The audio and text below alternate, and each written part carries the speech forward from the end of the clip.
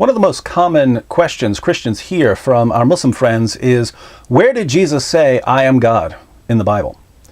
The idea behind the question seems to be that Jesus never made this claim, not even in our scriptures.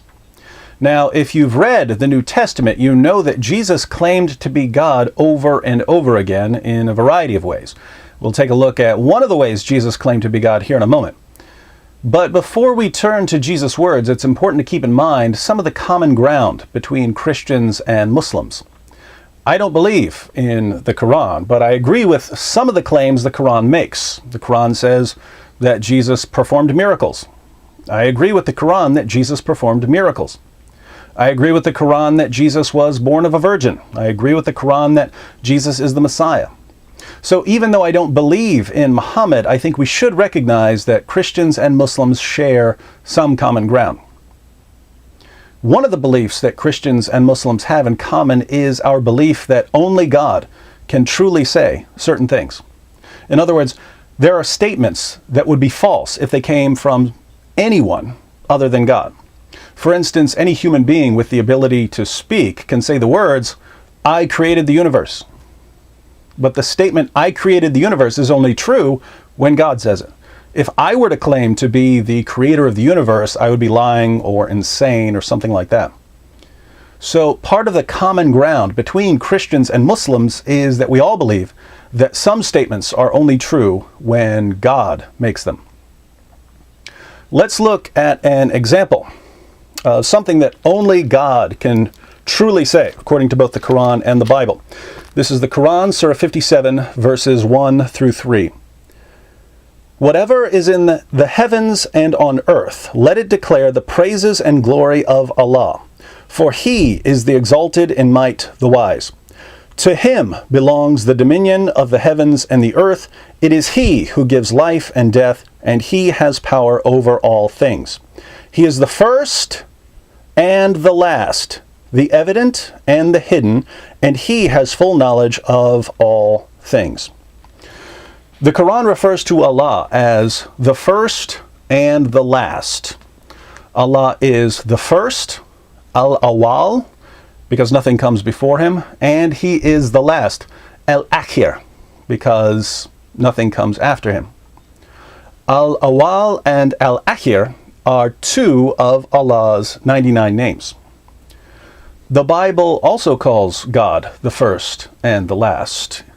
In the book of the prophet Isaiah, chapter 44, verse 6, we read, "Thus says the Lord, the King of Israel and His Redeemer, the Lord of hosts.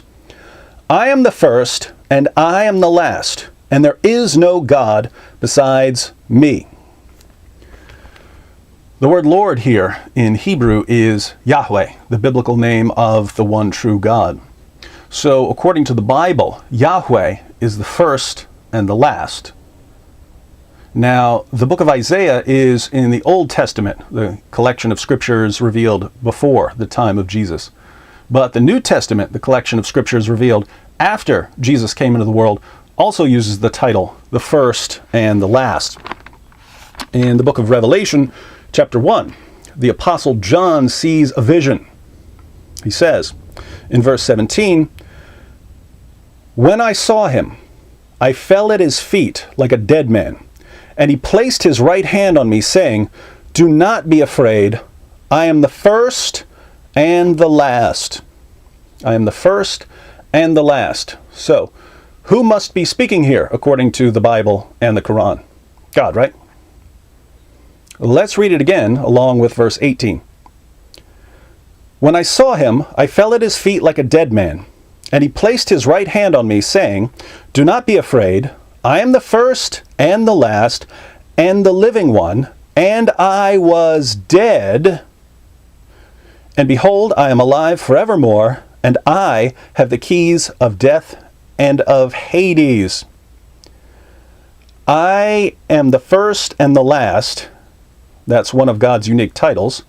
"And the living one, and I was dead, and behold, I am alive forevermore."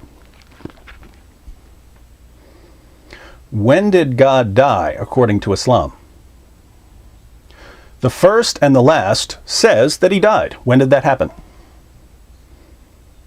You see, if you're familiar with the book of Revelation, you know that this is Jesus talking to the Apostle John. Jesus calls himself the first and the last. Why would a mere prophet call himself the first and the last when, according to both the Bible and the Quran, only God can truly call himself that? The reason, obviously, is that Jesus is claiming to be God. So, to all my Muslim friends who've been told by your apologists that Jesus doesn't claim to be God in the Bible, you need some better apologists. You need some apologists who are honest with the text they're dealing with, even if they don't agree with it. As for the Christians who are watching, if you get into a serious discussion with a Muslim, I can almost guarantee that at some point your Muslim friend is going to ask, where did Jesus claim to be God? And the Bible commands you in 1 Peter 3:15 to be prepared to give an answer when people ask you about what you believe. There are lots of ways to respond to questions about the deity of Christ, but if you don't have an answer prepared already, it wouldn't be a bad idea to remember a few references like the ones I just used. Quran 57, 1 through 3, Isaiah 44:6, and Revelation 1:17 to 18. If you'd like more, be sure to visit us at answeringmuslims.com.